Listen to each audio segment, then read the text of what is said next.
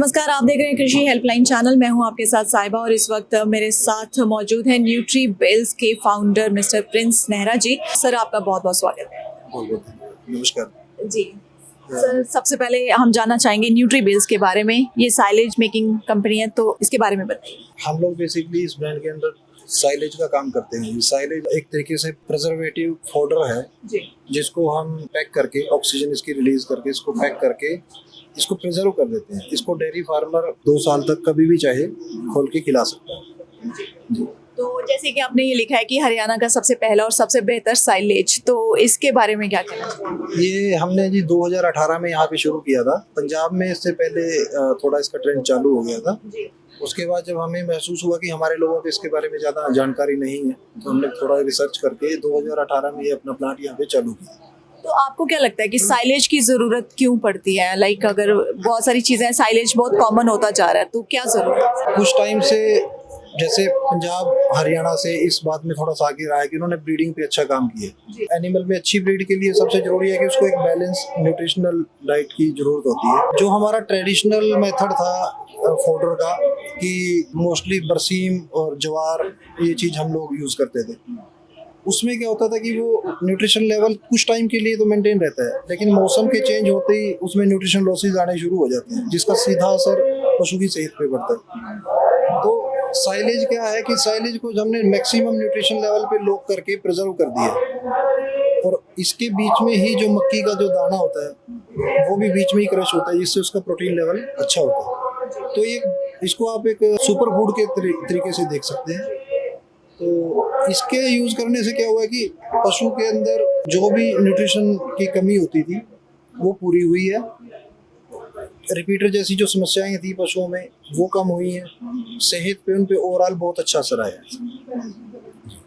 तो being a founder, जैसे ये साइलेज की और कंपटीशन की बात करें तो बहुत सारी साइलेज कंपनीज आ गई हैं जो बना रही हैं, तो आप इस सिनेरियो को कैसे देखते हैं? देखिए, कंपनीज काफ़ी अब इस फील्ड में आ गई हैं। मेरी तो सबसे यही राय है कि साइलेज की क्वालिटी पे पूरा फोकस किया जाए, ताकि बेसिकली ये पशु ने खाना होता है और पशु को जुबान नहीं होती। तो मैं तो सबको यही कहूँगा जी, ये इंडस्ट्री नई है इंडिया के अंदर, और जितना हम लोग इस पे ध्यान देंगे, क्वालिटी पे ध्यान देंगे, उतनी अच्छी ब्रीड हमारे यहाँ तैयार होगी। ओवरऑल हमारी इस इंडस्ट्री को बड़ी ज़्यादा हेल्प होगी। जी। तो ये साइलेज की जब पैकेजिंग की बात करें तो क्या ये साइलेज की एक लाइफ की बात करती हूँ मैं, तो लाइफ कब तक रहती है इसकी? साइलेज देखिए जी, साइलेज को अच्छे तरीके से पैक हो, उसको हम 2 साल तक, हम लोग 2 साल बोलते हैं, वैसे इससे ज़्यादा भी इसकी लाइफ हो सकती है, शेल्फ लाइफ। इसको अगर हम हवा से एक्सपोज ना करें तो इसको हम पैक्ड को 2 साल रख सकते हैं। लेकिन इसको जब हम एक बार खोल लेते हैं तो ये रिकमेंडेशन ये है कि इसको 4 दिन के अंदर आप बंडल को खिला दीजिए। इसीलिए हम 100 kg में आए हैं कि ये बैकयार्ड डेयरी फार्मर से लेके बड़े डेयरी फार्मर तक के लिए ये कन्वीनियंट है, क्योंकि पैकेट का साइज छोटा है। मोस्टली 1 या 2 दिन में पैकेट खत्म हो जाता है छोटे डेयरी फार्मर के, और बड़े डेयरी फार्म में तो ये 2 पैकेट 3 पैकेट भी लग सकते हैं। मैं तो यही कहूँगा कि सब लोग साइलेज खिलाएं। इससे इसके 2-4 जो मेजर बेनिफिट हैं, एक तो है कि आपको इसमें कम से कम लेबर की ज़रूरत पड़ती है। जो लेबर काम करेगी पहले वो खेत में जाएगी, जो ट्रेडिशनल तरीके से घास काटेगी, उसकी कुट्टी करेगी, फिर पशुओं को डालेगी। ये एक तरीके का रेडी फूड है। इसमें क्या होता है कि अगर 10 एनिमल के ऊपर 1 लेबर की जरूरत होती थी पहले, तो अब 1 लेबर से आप 20 एनिमल को हैंडल कर सकते हैं। और जो लोग नौकरी पेशा वाले लोग हैं वो पशु नहीं रख सकते।